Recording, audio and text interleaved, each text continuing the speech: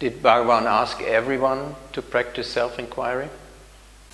Bhagavan never asked anybody to do anything, except with one minor exception. Lucia Osborne, the wife of Arthur Osborne, sat in the hall for several years in the 1940s, and she said in her experience she never once saw Bhagavan ask anyone to undertake any kind of spiritual practice, with one exception, and that one exception was to do pradakshina of Arunachala. She said nobody ever sat in the hall and had Bhagavan turn to them, look at them and say, you must do this, you must do that, you must adopt this practice, you must stop that one. If you came to Bhagavan and you wanted advice, you could go to Bhagavan and say, Bhagavan, I want to get enlightened. What is the quickest and most direct method? If you asked that particular question, almost invariably he would say self-inquiry or surrender to God. So that's a question for which there's only one possible answer, but that doesn't mean he's prescribing it for you. If you went to Bhagavan and said, Bhagavan, what's a good practice? What should I do? If it was more general, more diffuse, then Bhagavan might say, well, what are you doing right now? And if you said, I'm doing Hare Krishna Japa, or if you said, I'm doing puja to the murti in my puja room, he wouldn't look down on you, he wouldn't regard that as a second-rate practice, he would say, very good, carry on. He himself was not a missionary, he wasn't proactive, he never ever told people they had to change their way of life, their spiritual practice.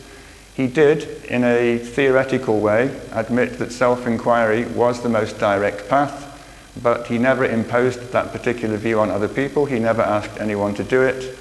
He was quite content for you to follow whatever practice you were already doing, but if at any point you expressed some dissatisfaction with what you were doing, or you said, Bhagavan, I think I'd like to try inquiry, then he would say, very good, carry on. Now this is an aspect of Bhagavan that appears across the board. He didn't like people to come to him for a decision. What he liked was for you to make your own decision and then present your decision to him for his approval. To take an extreme situation, we're now sitting in the old ashram office. His brother Chinnaswami was the manager here for many years.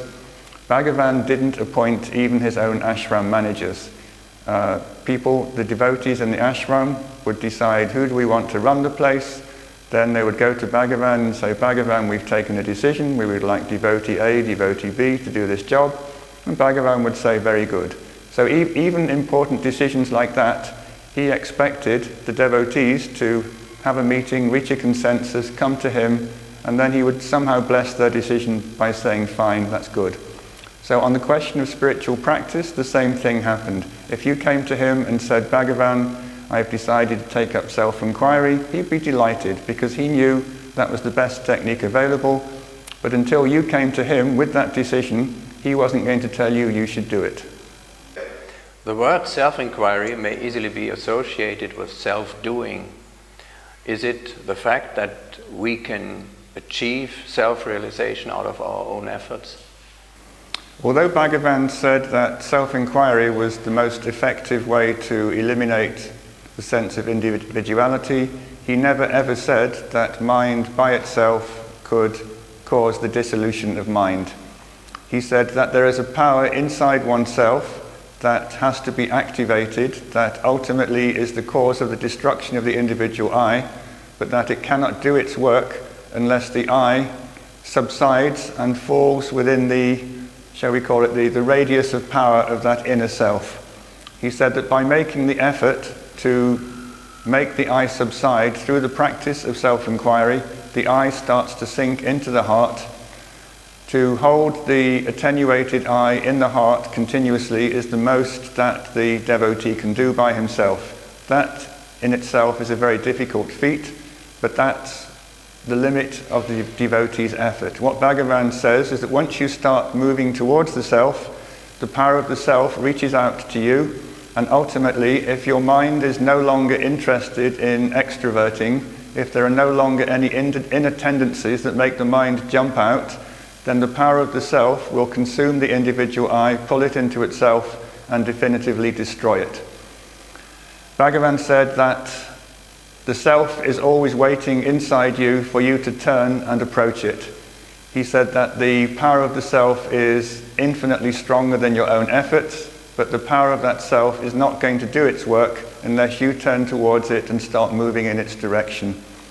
He occasionally quoted a verse from, I think, Bhagavatam. He said, if you take one step towards God, God responds by taking 10 steps towards you.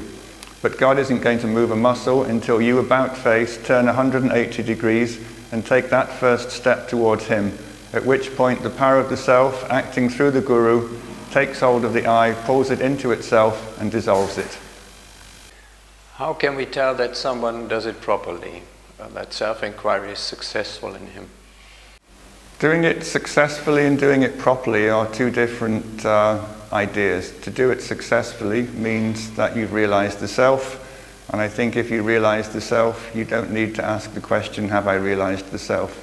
There is something absolutely self-evident about jnana, about consciousness, that when it ultimately reveals itself to you, you don't have the question, am I enlightened? Is this the self? There's something absolutely incontrovertible about that state. So let's dismiss that for now. You don't need to worry about that. But just about everybody asks the other question, how can I tell if I'm making progress? Now, Bhagavan was asked this question once, and he said, the extent to which your mind is free from unwanted thoughts, that's a good measure of your progress. I think that's a really good thing that anyone can keep tabs on in their own head. How much do I daydream? How much is my mind under control? To what extent have I stopped my mind from jumping out and attaching itself to other things? And how long can I keep it dwelling in this inner sense of being? Now, I get a lot of emails from devotees who practice inquiry, and the most common complaint is, it's not working, am I doing it right? And I think the problem is that when one starts doing inquiry, or in fact any spiritual practice, there's an immediate buzz of some kind. You get some bliss, you get some peace, you get some happiness. There's a kind of honeymoon period when everything goes very, very well, and you think that's great, another month and I'll be enlightened. But unfortunately that's not the way it works. Those initial experiences wear off, and what you're left with often is a mind that appears to be even more busy than the one that you started with. There's something about inquiry that opens a trapdoor to your unconscious, subconscious, and all kinds of things start pouring out. So how busy your mind is doesn't necessarily mean that you're doing it well or not, or doing it badly. You can tell if you're doing it well by how often you recollect that your attention has strayed from the inner sense of I to the objects that the mind has strayed to. If on a moment-to-moment basis you have some recollection that your mind is busy, and each time you recollect it's busy, you take it back to the I who's perceived the busyness, then you're doing it well, then you're doing it properly. It's a practice that you shouldn't have expectations of results. All you can do is follow Bhagavan's advice, do it vigilantly, persistently, in your spare time as often as you can, and leave the results to him.